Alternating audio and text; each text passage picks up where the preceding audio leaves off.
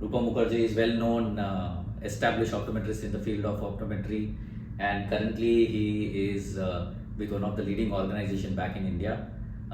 He has worked in different industry. He has worked in clinics, vision therapy setups, and he has also done phenomenal work in corporate optometry. And today we are going to discuss with Rupam on his experiences, learn from him what message he has for the younger generation. And welcome Rupam to the Thank you. OptiSphere. Thank you very much, and thank you for this wonderful presentation. So Rupam, let us dive into your like for everyone, it is like optometry was accidental, right? Even in my case, I would say I wanted to become a doctor, but I could not, and eventually turned out to be an optometrist. What was your story like? How did you enter into optometry? I think it is not very different than what you just stated. Even today, I don't know whether I chose optometry or optometry chose me. Okay. Yeah. So it just happened, right? I never aspired to be an optometrist, and honestly, at that point of time, I did not know what is optometry is. मतलब सबको ऐसे ही था optometry is Right. always a confusion. Right. Like, no one I believe like explored in that initial first or second year whether is this really what we wanted to join? Yeah, absolutely. And what was your experience during your studies or any turning point where you felt that no, this is a serious profession and you can make really something out of it?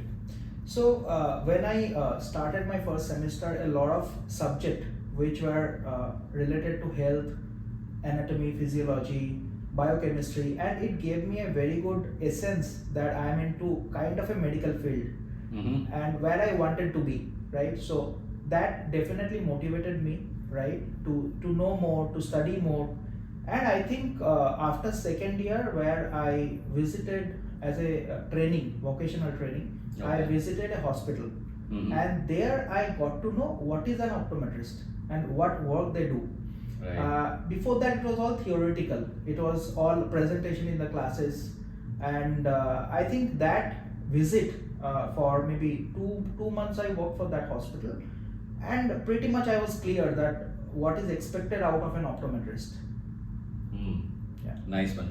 So Rupam, from that experience, basically, you said theoretical, and then when you had exposure to that clinic, right? So that's practical, right? So what do you think? Like current, it's a debate. Definitely, I don't want to start any debate as such. But what is your thought process? Like, are we well equipped curriculum wise to make a market ready optometrist or a clinic ready optometrist? What challenges we are facing with the ecosystem now, in the country? I think as far as curriculum is concerned, definitely more or less everything is covered. But when it comes to execution of the curriculum, I think a lot of platform to be there where an optometrist frequently can visit the practices. Not only hospital, but I think it is also important to visit independent clinic, clinic of an ophthalmologist, clinic of an vision therapist, specialty practices, and of course optical setup, so that before the optometrist can take the decision that where I want to navigate, a sufficient kind of a practical knowledge and experience should the optometrist will get. So if in our academic journey, as of now it is 1 year internship by end of the year, and mostly it is in hospital. So if we can send the students, or the optometry student can go to a various practices, then it will be an informed decision rather than just taking a decision that I kind of want to be in hospital for 1 year or some special practices. Agree. So this is a very thoughtful discussion wherein it's not just for the optometry younger generation, but also for faculties to explore upon, give a thought that it should not be just clinics, but it should also be maybe visit to lab, or maybe visit to lens factory, so that they can see all the facets of optometry and then take a right decision, as you said. Right. Can you put some light on how you navigated? Because I know you closely. You were well versed with clinics. Then you had some work with on vision therapy, and that too a very deep work on vision therapy. And then I saw you shifting from vision therapy to a retail thing. So what was going on in your mind, because you were shifting from one specialty to other, and how you made those decisions? I think all the specialty where I worked, I learned a new knowledge. It was every time it was a new knowledge. So yes, I started my career with vision therapy, where I was more of learning how to diagnose, what should be the protocol of vision therapy, learning a different new technique of it, right? And of course how one therapy is helping to improve the binocular vision of a patient. So it was more to do with the understanding diagnosis, learning diagnosis, executing the therapy, making the protocol, all of that. Then right after, over the time I saw there is an immense potential in the optical dispensing as well. So then I thought of giving a try and learning something new. So when I started my journey in optical retail, then I realized that here everything is mostly to do with the visual need, understanding patient, Correct. customer satisfaction, and here in optical it is like you are the decision maker, optometrist. Yeah, right? unlike definitely in the clinical setup, clinical there will be setup. ophthalmologists, and It is, yeah. you're also reliant. At the same Yeah. time, you also feel more comfortable Right. because there is someone superior to Right. support. Right. But then when it comes to a standalone Yeah. setup or clinic, Yeah. You will be the ultimate decision. Yes, and you will be more accountable. Accountability if, increases if for the sure. prescription goes wrong, if the dispensing goes wrong, if let's say the frame selection goes wrong, so all of that, how to understand, how to ask a right question to the customer, in order to understand what is the right recommendation. So I think that was kind of a new learning for me, where I understood what is dispensing, what is lifestyle dispensing, and all of that. So then I tried working in the lab, because it was almost a good amount of time. I understood the front end, how it works, what is the customer expectation, how the staff connect with the customer. Now how it goes beyond of it, right, behind the scene Behind the scene, right. So I joined a lens lab. I think there I got a good exposure of how a lens being crafted, how the frames are being crafted, how the relationship between the lens optics and the frame, what is right selection of frame as far as the power is concerned, as far as Right. the let's say the base curve is concerned, right? So I think that knowledge helped me to kind of get 360-degree view on what is going on the back end, and how it is being delivered at the front end. So once I got all this knowledge, then I got into a training. Okay. Yeah. So it's like slowly you kept upskilling, I would say, yourself, right? You were attending customer, like doing eye test for sure, in a standard clinic. Then you got to know about the lab, and then now, from lab, you got onto the training portfolio. Yes. So you were able to but what made you jump from customer facing to lab, and then from lab to training? What was your thought? So while we were doing the dispensing in the store, or let's say eye examination at the store, I think I was always curious to know, okay, I am giving a prescription, I am suggesting a lens. Now, how the lenses are being made. So far, what I learned was the theory, right? Yes. At times, I think if you have that knowledge of the back end, and the kind of communication then you will be doing with the customer will be much clearer, and on a practical point of view, Right. not just from the theoretical point of view. So I was looking for some opportunity, and eventually I got it. So I thought it will be a good combination if I know front end and also the back end, especially the optics part I'm talking about. Right. So I think that curiosity helped me to navigate if there is any opportunity, and I got it. So that's how I joined lab. So yeah, in fact, a lot of learning which we never learned in the book. Right. I think a lot of practical learning which we got. It is an experience, right?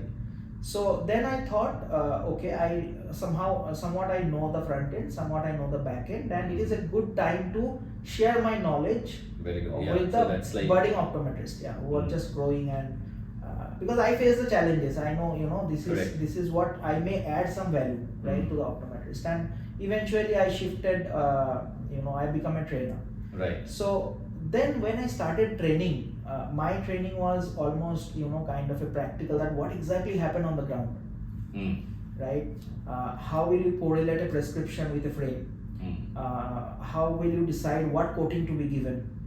If there is a defect in the product, how will you understand, is it a genuine defect or is it a handling defect? And how to educate the customer, right? So Right. I think that clarity came, it was really good for me. So after that, some years in training, then gradually I moved into customer experience. Okay. So So now, like, the product is made. yeah, First, you are facing customer, giving them Yeah. prescription. Yeah. Then you know how the product Yeah. is made. Then you train people on Yeah. this, and now you want to understand what your customer Yeah. says after Yeah. getting the product. Yeah. So it's like full Absolutely, because 360. all of that, whatever we are doing in the store, in the lab,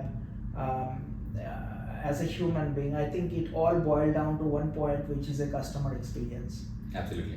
And so all this knowledge which I got over the year, I think it is really helping me to understand customer better, understand the problem what customers are facing, and how to give a right solution to the customer. And in any case where the customer is unhappy, I think this is absolutely my experience. The sooner you address that with more efficient solution, I think then you win back that unhappy customer for the life. Now to do that, someone should have all the skill and knowledge. Got it. Yeah. Got it. So Rupam, that's about your experience with optometry. Now I want to just get into understanding some learnings from you for the people who follow us. Basically, what do you think about this AI? There's an AI coming up.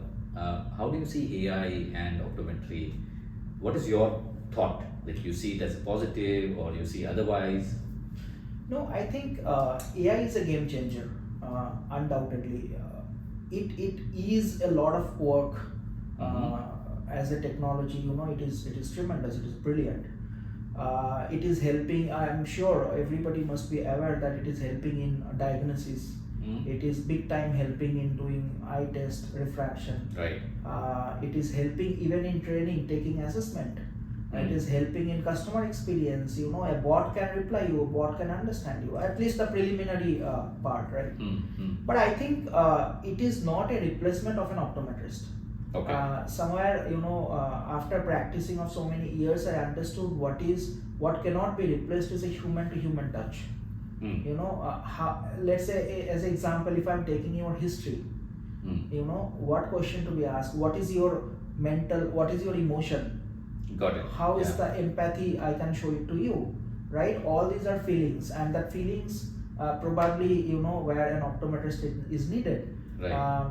Taking the right decision. Normally the bot and all this works on algorithm and so many stuff, right? Right.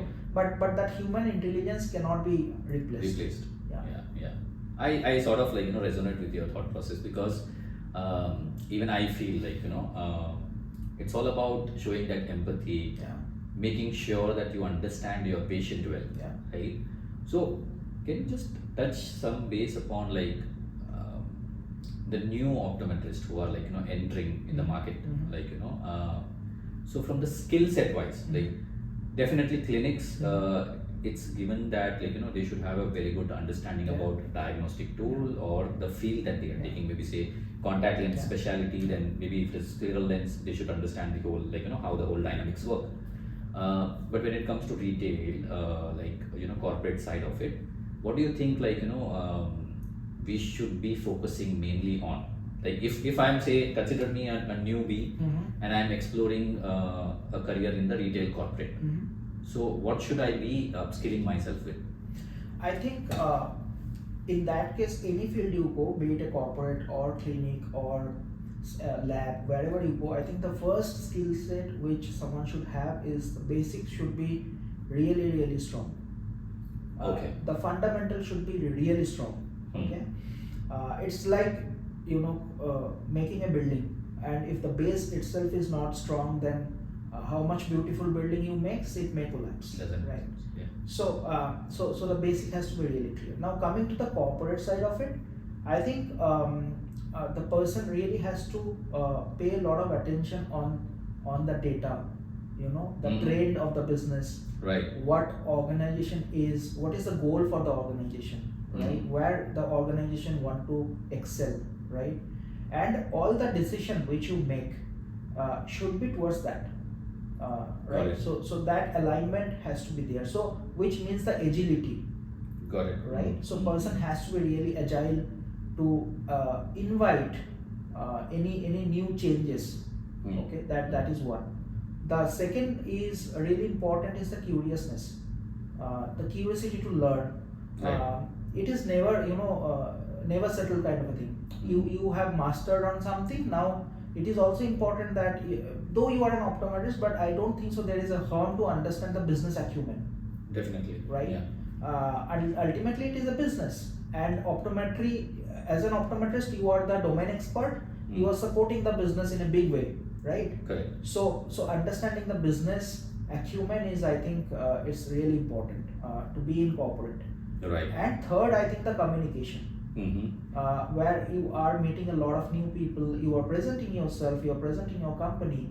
So if you are not good at communication, you are not good at storytelling, I think then it will be very difficult to justify.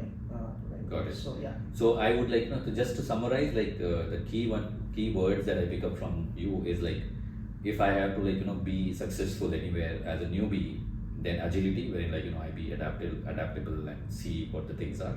The second one you told me is like I should be having a good business acumen. Yeah. So that I understand data and I be of support to business rather than restricting myself with the clinical knowledge. Yeah. And the third one, you said the curiosity, for sure. You have to be curious and you have to be lifelong learner. Yeah. So that's for the younger optoms. Okay, so let's touch upon some quick rapid fire questions. Okay. And you can be candid in that way. Yeah. So if you were not an optometrist, what you would have been? I think it's a very interesting because I never gave my deep thought on it. Okay. However, if I had to tell you, I think where a lot of people connect, maybe hospitality, experience of the people whom I am meeting. I really wanted to create a long-lasting impression. Right. So maybe I would have been in hospitality business. Interesting. Quality or quantity, and why? I think there should be a sufficient or enough balance between quality and quantity. Okay. Is quality important? Yes, it is important. Is quantity important? Yes, it is important. So a unilateral vision only on one aspect may not help anybody in long run. So I think it should have a proper balance. Okay. Yeah. Consider like you have a magic band and you want to change something. What you would do? Change something as in where? You can take say like it can be on a common cause or maybe say optometry. If you can give me both, like for common cause, what you will do with the magic band, and for optometry, what you will do with the magic band. No, I think what first is coming to my mind now is that everybody should have the access to eye care. That's the first thing which I will do. Yes. So what's the challenge now in eye care, especially considering India as a country? I think awareness, affordability, and accessibility. Right. So if the eye care is accessible and affordable to all the people, right? I think that's the first thing which I'll prefer to do. Very nice. So like it covers both optometry and the common cause as well. What about myopia? You think it's like really a buzzword, or like what is your thought about myopia control? No, I think as data says and many research papers says that it is going to grow. So I think being as an optometrist, it is really important that more than product, I think what is important for an optometrist is that how we are educating the parents about myopia. Product is it will come, right? Right.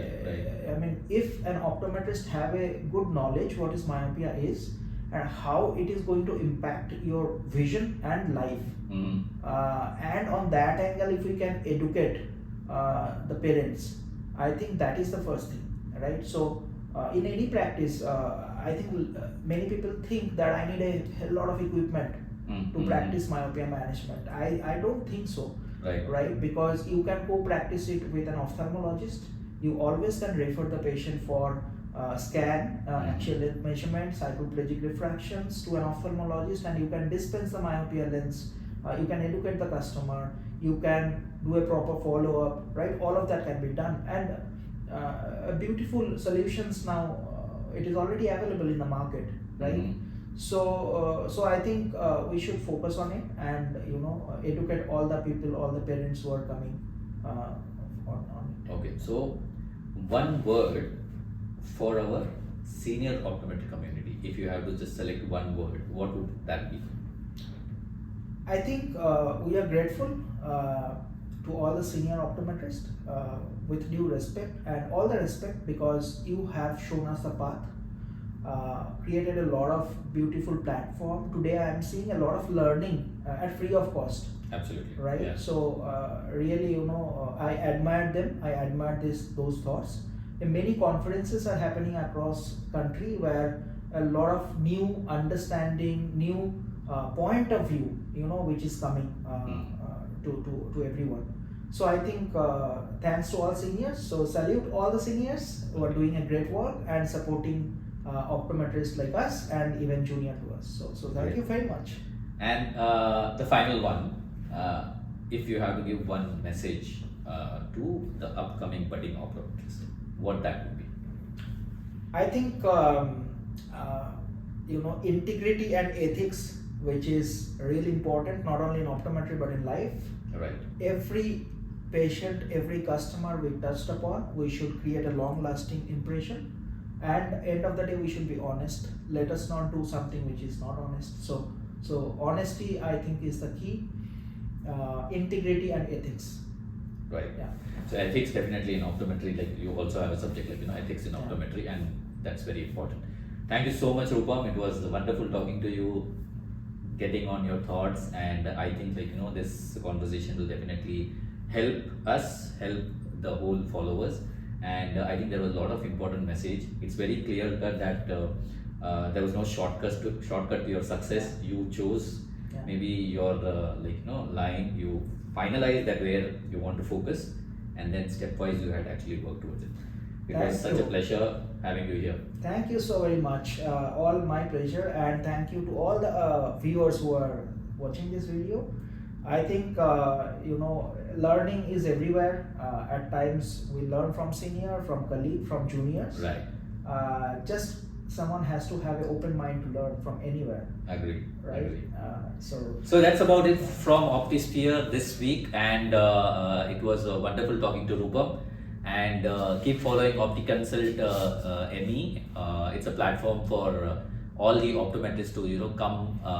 We say transform, connect, and discover. So basically, you have to just connect with us, discover what we have for offering, and we are sure that with talks like this and also the trainings that we are supporting, we can transform the optometrist, a budding optometrist, to a successful practitioner.